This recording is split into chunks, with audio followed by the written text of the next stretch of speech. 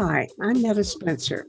I'm in Toronto, and my very dear friend Bob Helvey is at the top of a mountain in West Virginia, where he's been living for a number of years since he retired from the US military. He was a colonel.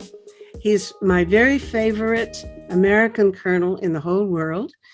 Truth is, I don't know any others, but nevertheless.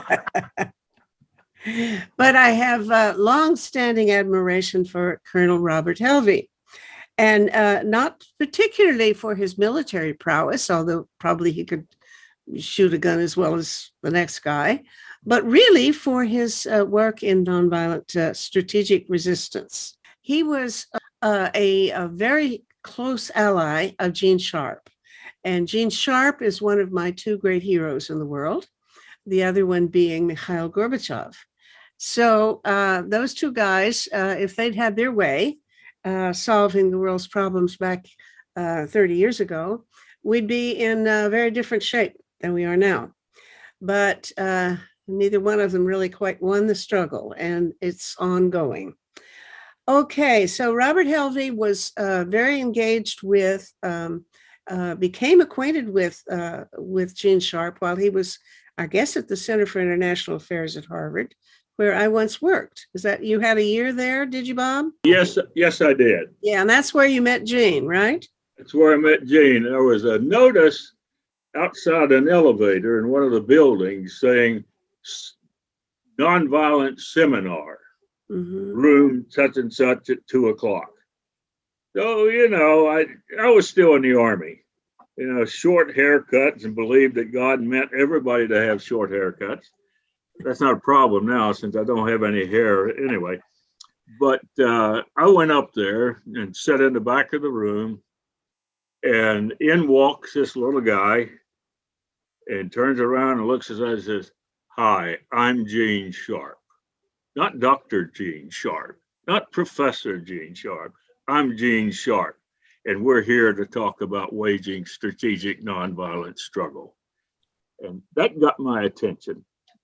With my experience in 2-year tours in Vietnam and the infantry, you don't want to fight a war. Wars are friggin' terrible. And to see young people die, you never forget that. So here was a guy that was after my heart. So afterwards, I went up to him, introduced myself, and I said, "I wonder if we could, maybe have a cup of coffee and sit down and talk. I'd like to learn more about what you're doing." And he said, "Sure." So the next day, instead of going to get a cup of coffee, he took me to the Harvard mess hall, the Harvard something other for the faculty. Not the mess hall. But we spent almost 3 hours there. I was absolutely fascinated with him. So I started, going over to his office several times a week and reading everything he gave me to read. And then I could ask him questions on those things. So for the rest of that year, he was really my mentor. And, I talk to him sometimes about developing strategies and what's the basis for building a strategy. And he sort of liked that. So that started that program. And then I got asked to participate in a seminar, or a 2 or 3 week seminar for some of the Burmese who had fled to the Karen state. And I got it. That contact was made by Tin Mountain Win. He was an activist from 1962 on, spent time in prison, finally got to the United States and spent every dime that he made in the United States helping the people over there. So when the 88 uprising came up, Win was asked to come back to Burma. And he got a king's welcome because everybody knew him and his father. The ball started rolling, and I did several months of trainings over there for the students. and they were enthralled with Aung San Suu Kyi. But Wynne had questions about it, and of course, I didn't pay too much attention to it because I didn't know much about her. I knew her father was the Secretary General of the Communist Party of Burma before he got assassinated. And another interesting story is when the Japanese World War II broke out, he sided with his people on the side of the Japanese against the Brits and the Allies. And of course, when the Brits were on their way to Mandalay in 1945, he switched sides right before the Brits captured Mandalay. And so a wire went back to Winston Churchill saying that, Aung San, wanted to join with us and to help us. And Winston's reply was allegedly, he doesn't deserve anything but the lash. So Winston never forgot that. But anyway, after the war, Aung San, as head of the Communist Party over there,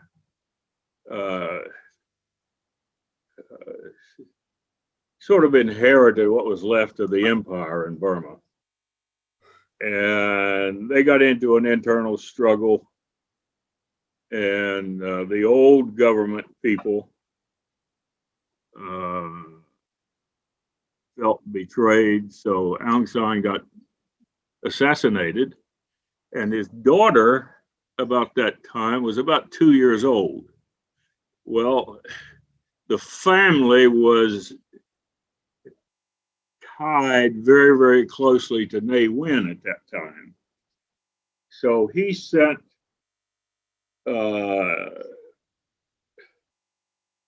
Aung San Suu Kyi and her mother to India. She was the ambassador to India. So she grew up in India and became very fluent in English. And then, in fact, she married a British scholar in some weird Nepalese or something language.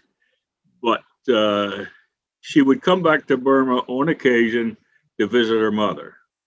And then she came back into town when her mother was dying, just as the 88 uprising was occurring, I think in August. So she gave a speech at the Swedagon Pagoda, and everybody was electrified by that speech. So she was number one at that point. And all the way until the time, even after she got arrested and put under house arrest, she maintained the leadership of the pro-democracy movement, because the young folks just admired the hell out of her. So we all did. I did. Yeah, I mean, she was great. Yeah. But something happened to her that she got converted to support the generals, and now she's in trouble again after being at a very high position within the government. She had a fallout with them, so now they may put her under house arrest again. Well, I think she is. But that's just the way it is. But we need a young leader again in Burma. Okay, now you were not only converted to Gene Sharpe's methods, but I remember hearing some very vivid stories about your visits to the rebel camps in the forest, and that you were trying to help or persuade the army to use nonviolent methods. And then I know at some point you came back and you wrote a book about the whole thing. So I'd like to, I bet you that nobody else who's now concerned about Burma's trauma, the crisis going on now, I bet none of them know anything about your efforts with this general in the forest to change their method of fighting for the Karen movement. Can you share that with us? I've got a real story to tell you. I was going to meet General Beaumont. he had been fighting since he was 12 years old, and now he's up in 60s or 70s. And I wanted to explain to him what I wanted to teach about nonviolent conflict. And as soon as he heard those words, his eyes just glazed over, and halfway through the pitch, he just got up and walked out. And I thought, oh shit, what have I done? So I went over to the Korean intellectual, and I told him what happened. And he said, well, tell me what you were going to tell him. And I explained to, you need to talk about who is holding up the regime. What are the organizations and institutions that keep that regime alive? And I said, I held up a plate in front of the general. And I said, this is the pillar that's holding up the police. This is the army. This is the monks. And this big fat one over here is the students. Now we're going to start breaking those down. And then I'm not going to drop this, and this is a good plate. But then I held it up and started pulling the pillars of support away. And it dropped to the floor. And it broke. And I said, oh, I'm sorry. He said, no. You make another appointment with General Beaumont and say the same thing you told me.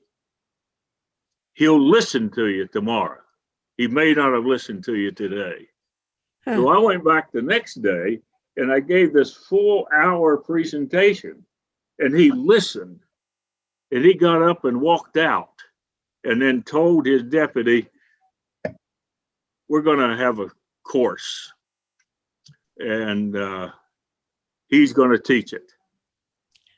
So that night, his intelligence guy came over to where I was staying, said, did you get the word? And I said, yes, I did.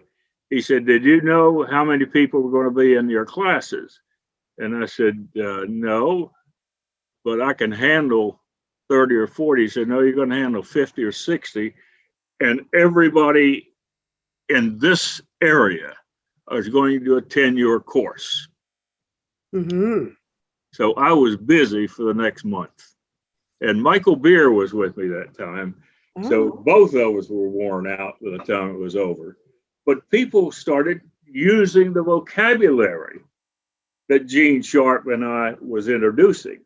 So that it started to make sense. And we created a lot of winners. But the, democracy, something, the International Republican Institute works for this organization.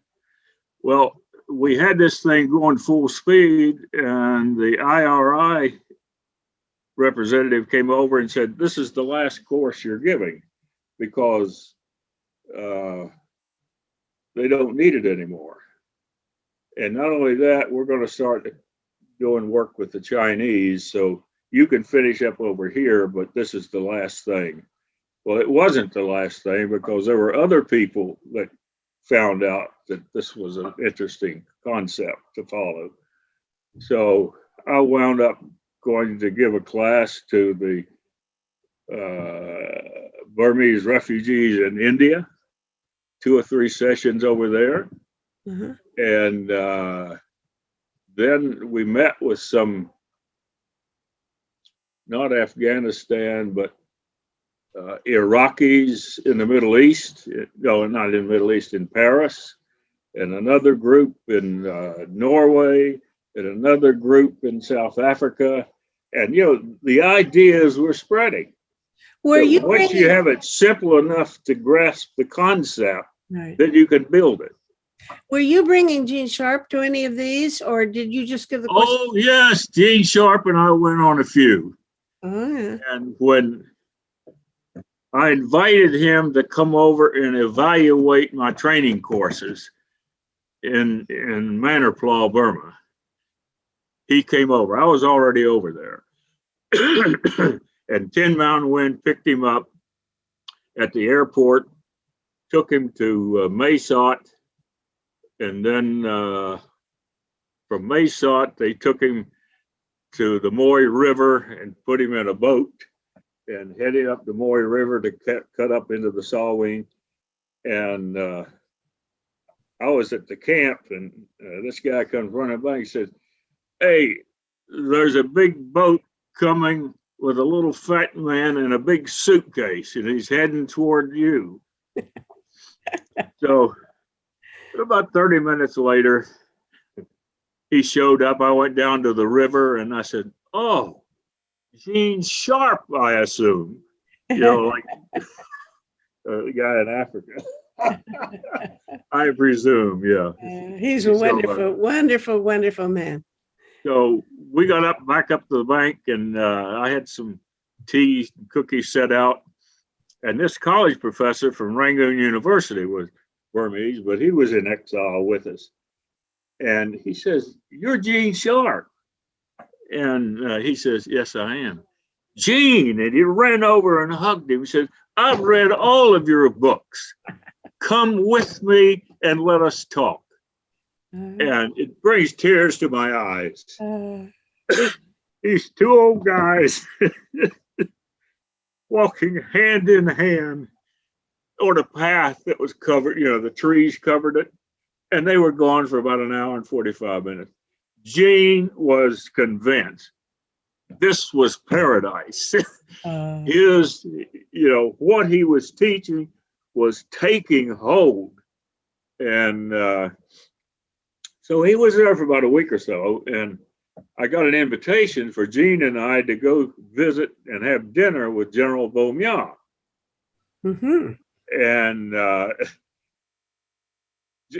General Beaumont, you have to understand, we were talking, and we were talking about strategic nonviolent conflict. And now, wait a minute, Beaumont was heading the Karen Army, is that it? Karen.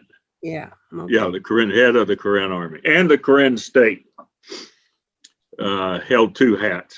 Mm. But as we were sitting there talking, and Gene said something about nonviolent struggle, and Beaumont turns to the interpreter, blah, blah, blah, blah, blah, blah, and he said, "Gene Sharpe, while he does not respect cowards, he respects you for your friendship." And Gene and I, cowards? Did he see those 300 or 400 university students slaughtered in the streets of Rangoon? Where are the cowards? But we weren't about to take him on that. He'd been a soldier since he was 12 years old. But so anybody doing nonviolence was a coward to him. Yeah. So, but his people around him convinced him this is the best thing we can do. Well, I don't know how you came up with this word, but I've filed it in the back of my mind a long time ago that you adopted a different language. You use the word political nonviolence. Political defiance. Defiance. Political defiance. Political. That went over well with the general. Because it sounded more muscular, I guess. Yes. Uh-huh. You could just see him with his two pistols talking about defiance. And okay. So it's political. And that's what wars are, political defiance. Mm-hmm. All right. Okay. Well, I think you guys must have had an impact that's still being felt, because all of the resistance movements since then, well, not all of them, because I guess I don't know whether that was true of the Rohingya movement, but the democracy movement has generally stayed very nonviolent. And you can see today the courage of these people in the streets. The more they slaughter them, the more they tend to go out there and demonstrate. I don't think we've got a whole bunch of conversation to do about what makes it work, but I'm troubled by the fact that if I could just insert something here. Please. There's something that I always told my soldiers: never kill a prisoner. Because if you kill a prisoner, you've just eliminated the idea that maybe this guy knows something. Maybe this guy would like to join us. He would have the opportunity to see us. So the same way with the students. By being nonviolent, the people have no reason to oppose the students. In fact, the students over there have been admired by the people. So, but if the students started slitting throats and beating people to death like the army does, you know, the people are going to be left alone. Who's going to take care of them? Mm-hmm. Another general dictatorship. Mm-hmm. So I think the students bring hope, and a nonviolent struggle brings hope. I don't know what percentage of the people in the street now are students. I don't, you know, I can't, I haven't been trying to say which ones have gray hair, but I suppose the average person in any demonstration is probably a younger person than, I wouldn't be out there, let's put it that way. Well, I think you still see a lot of students, but, you know, the little merchants, the storefront keepers, people like that, it seems like they're starting to show up. Mm-hmm. They may be the first to leave, but at least they're giving mass and body to the movement. But mm-hmm. You'll always have the students out front. Young people are naturally braver than us old folks. Well, they can run faster. Well, and we're wiser. Okay, so you gave these talks to bring us through the next, I guess, 30 years of transition between there and now, because we know what happened to Aung San Suu Kyi, but I don't understand what happened in her, what looked to me like a conversion back to militarism and to autocracy. And it, you know, 6 months ago, she'd slipped from being a saint to being a devil. And now, you know, people say, well, we've got to defend her because she's the head of the democracy movement. We have to defend her party and her personally. But in the meantime, what are we going to do with the issue about the Rohingya? And, you know, these things don't work together very well. I have trouble flipping her back into sainthood. I don't think she quite has earned it yet. So tell me what you think about her now. I worry about, well, I shouldn't have my own opinion. You're the expert on Burma. Well, I'm no longer the expert on Burma, but the nature of this conflict has changed. We are no longer looking at a 40-year-old lady who can handle the strain and stresses of trying to manage and lead a movement. Most of the young folks today, I think, would feel more comfortable having somebody in their 30s or 40s with the maturity and the grasp of living experiences under a military rule, and maybe have experience of experiencing the outside world as well, so that she or he could convey to them what an open society is like and how it's going to be very, very different from what we have experienced since 1968, 62. So they're over there. I'm sure they're over there. And it's just a matter of the students getting together and finding somebody that they can agree on and decide what they want to see in a leader for this phase of the struggle for democracy in Burma. And maybe if they get to talking, they'll say, well, wait a minute. so-and-so's here or so-and-so's there.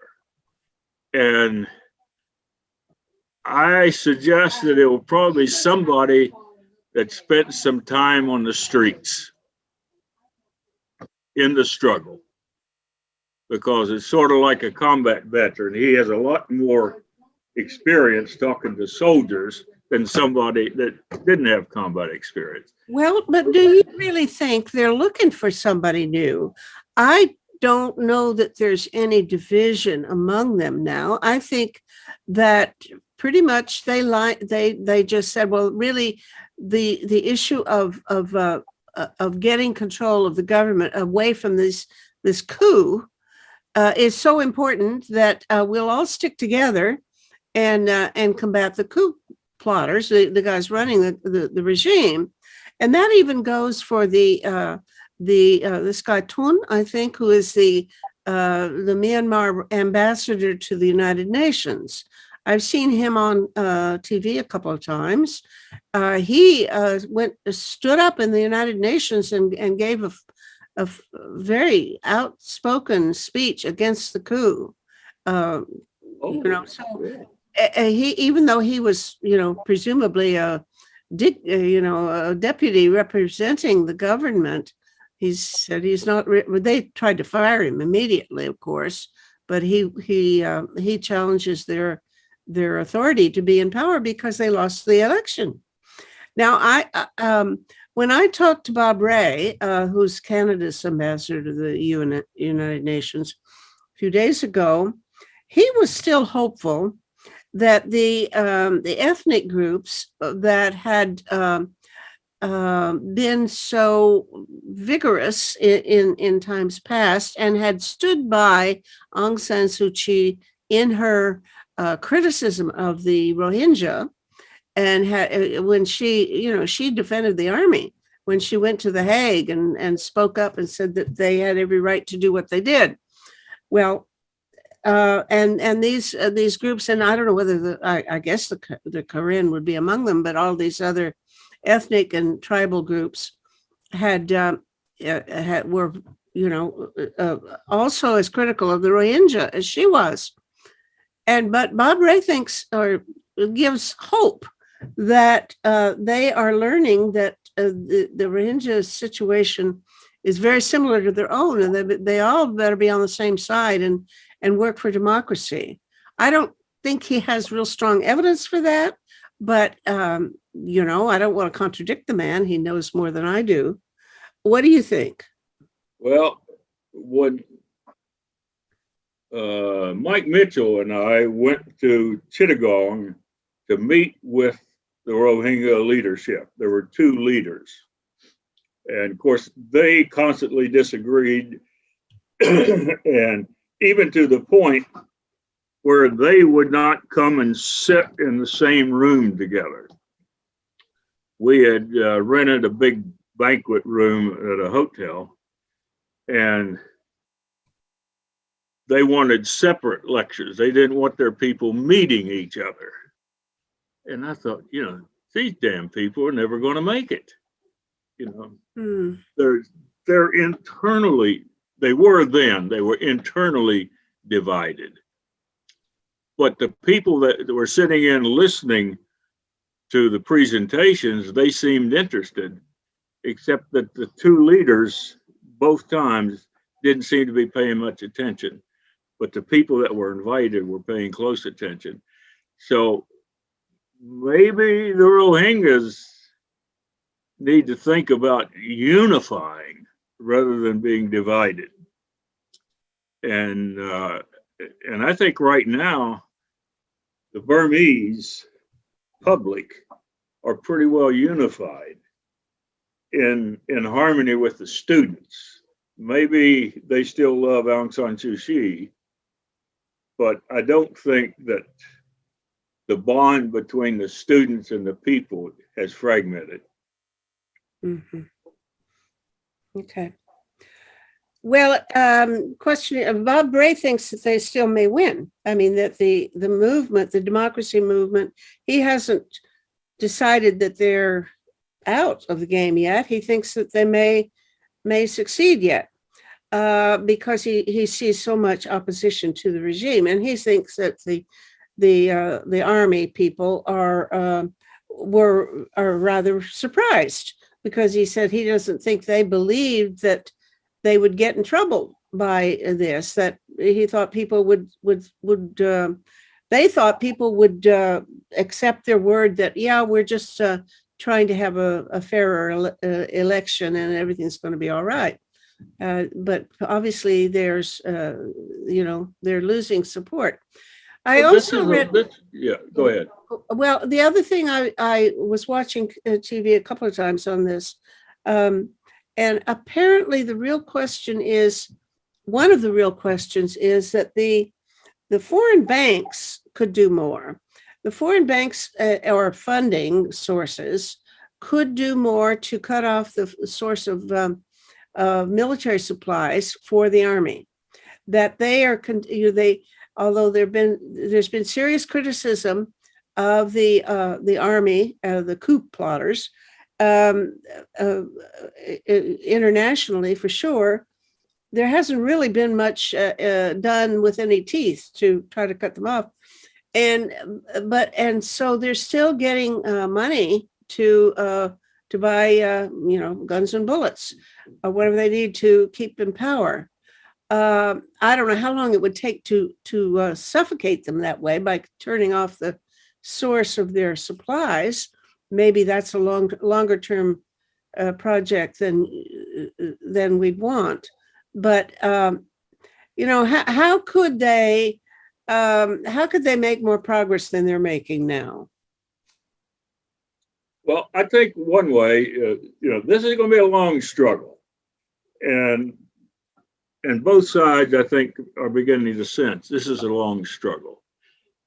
And the side that stays with the program is the side that's going to stand tall when it's over.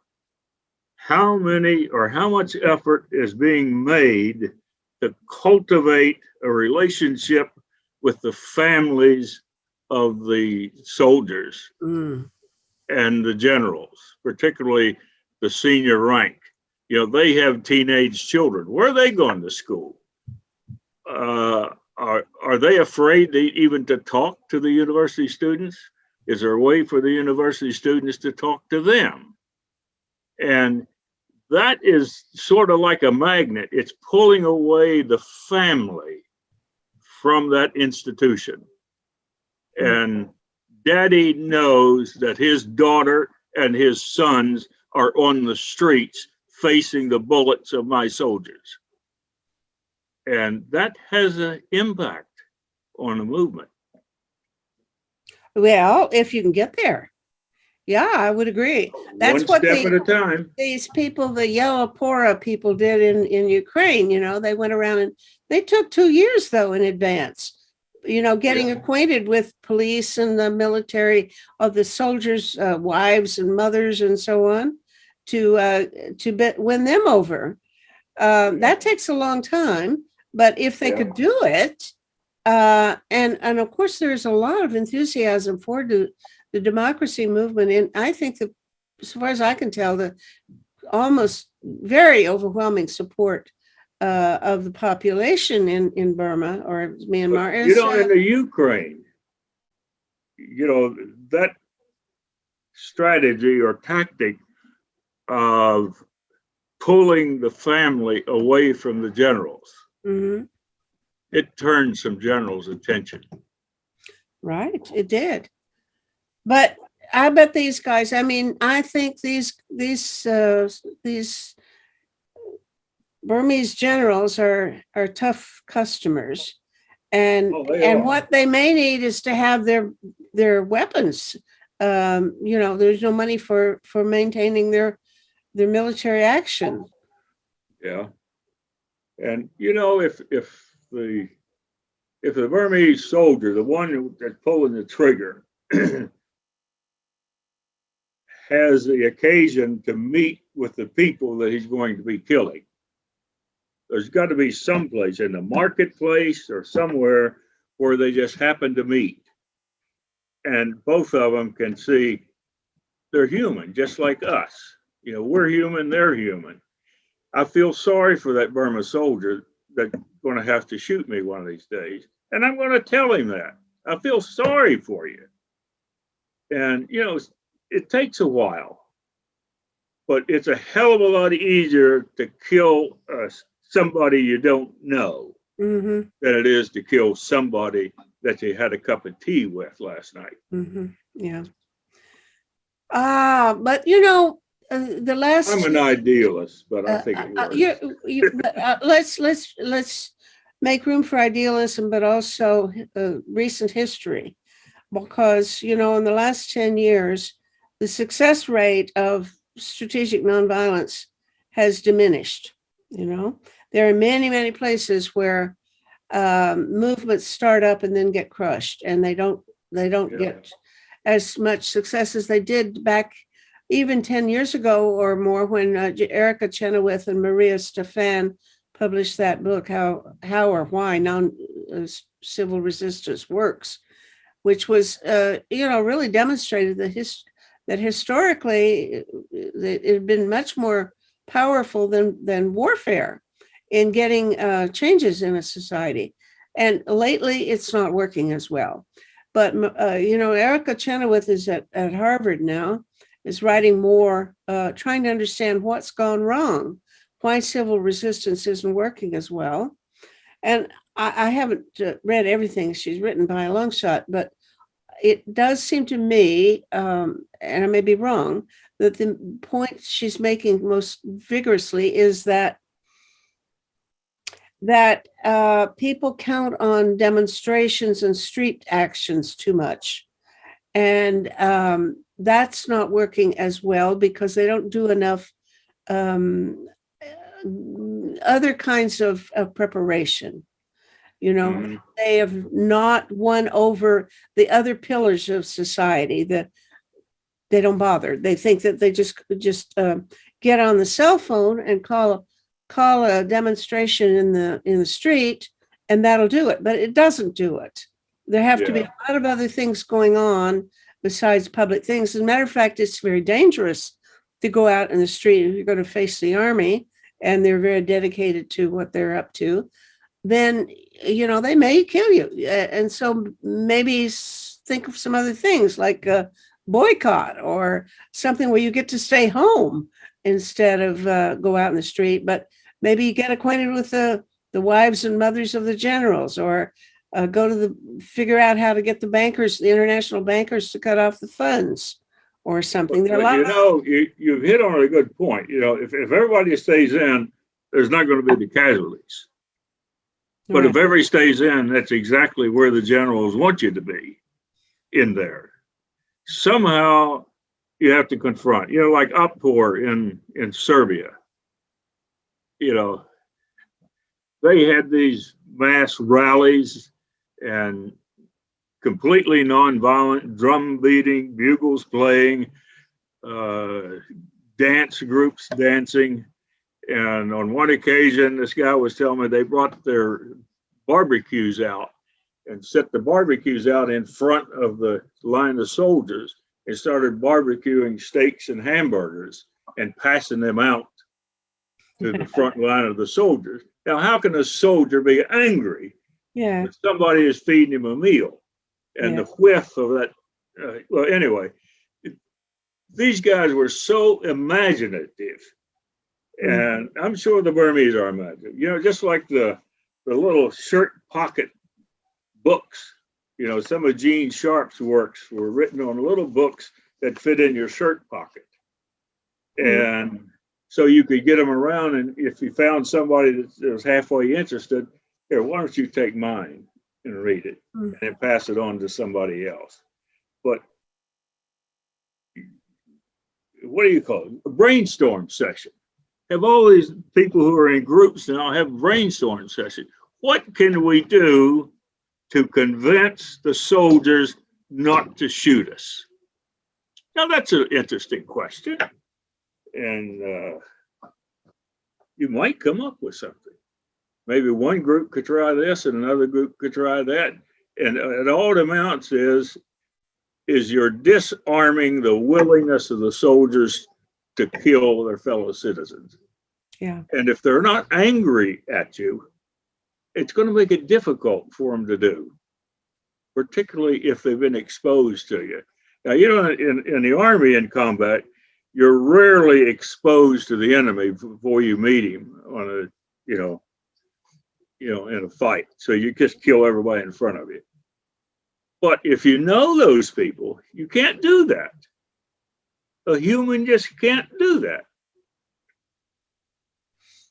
That's how much confidence Oh, I boy, have. I wish I could believe you completely. I'm not so sure. For one thing, I mean, they sure had a good time killing Rohingya.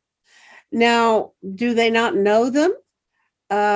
Maybe that's partly the problem. But I think if you can manage to define a certain Racism has a lot to do with it. that's right. If you can define another population as not quite human, and Bob Ray used a good analogy the other day. He said when he thinks of the Rohingya in Burma, their status is sort of like the Roma in Europe, that a lot of people really, really look down on them and think these are not Europeans. These are not part of us. These are foreign, strangers. They don't belong here. Yeah, even though they've been around for 1,000 years. Yeah, right, right. So somehow there's, people can kill each other, even though they've seen plenty of each other. I don't. Here's an idea. Get some of these smart Burmese or the smart Rohingya and write a novel, a story of two young people, one Rohingya and one Burman, Mm-hmm. and their lives and how they came together and how they got to know each other together and how their families got sucked into their relationship. That would be a great little love story. Here, I got one in my pocket here. Yeah. Read that little story. Yeah. But, something like that, so that understanding, I know a little bit more about the Rohingya background and their etiquette and what they eat and this, that, and the other, and don't ever travel in their areas during that time where they're killing all the cows and the blood's all over the goddamn highways. But they're good people. They're good people. Okay. All right. We just don't know them. And they're afraid to know us. If you're a novelist, you do that. I tell you what I think would be more powerful, and that is, used to be, 5 years ago, I'd say a TV station, a TV series about a Rohingya and a Burman, they getting acquainted with each other and all. That could be a very powerful thing. I think who controls the networks now? That's the problem. Now you have, it's kind of hard to see how you could put on a show that would last 5 or 6 years and allow people to really follow. You need a story where people can really become emotionally connected to the characters. Well, one of these discs today that you put in a computer that can last an hour and a half, 2 hours. Well, I don't think anybody's selling those anymore. The Blockbuster's gone out of business 10 years ago or so. And I think people watch it on Netflix, that kind of thing. I've never been on Netflix. Well, I don't have it myself, but I've heard. Until today, I hadn't been on this. Well, we're both old, honey. Yeah, I know it.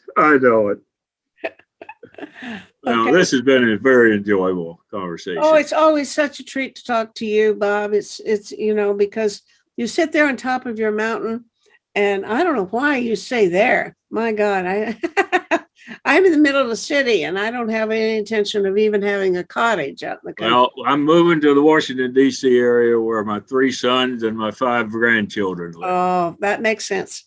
Makes very good sense. Uh-huh. But, you've got some work to do politically there in West Virginia. You've got some folks that you need to win over. Well, let's hope. All right.